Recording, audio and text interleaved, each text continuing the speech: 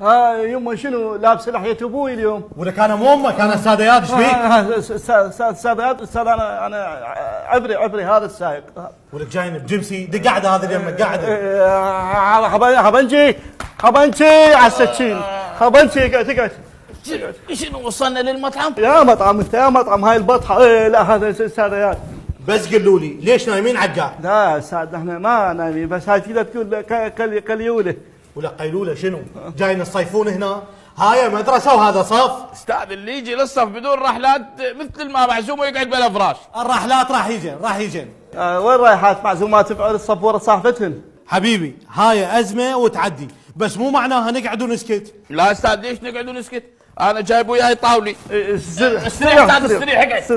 استاذ ايش حالات صف شابي؟ عبالك معزومين بعرس طقك دارمي. لك شنو دارمي؟ شنو طاولي؟ انا قلت ما نقعد ونسكت حتى يعني نكمل ندرس ونتعلم. استاذ شلون نتعلم احنا وبدون رحلات؟ ابوي عنده صوره بالخمسينات هو وجماعته قاعدين بصف وبي رحلات. انت ليش ما جبت الصوره نقعد وياهم؟ ان شاء الله تجيكم الرحلات. بعدين تعال اقول لك ايش بيها قاعده القاع، يعني الا تقعدون على رحلات. استاذ هسه تولي القعده بس على من نطبل. ولك جاي العرس هسه مو مشكله القعده، اذا ما تقدرون تقعدون تمدد. وشنو نتمدد؟ جاي بدل دهن للصف؟ استاذ انا ما اعرف اقعد بالصف وما استوعب اذا ما اقعد بالرحله الاخيره وعلى الشباك وكون يمي حليم.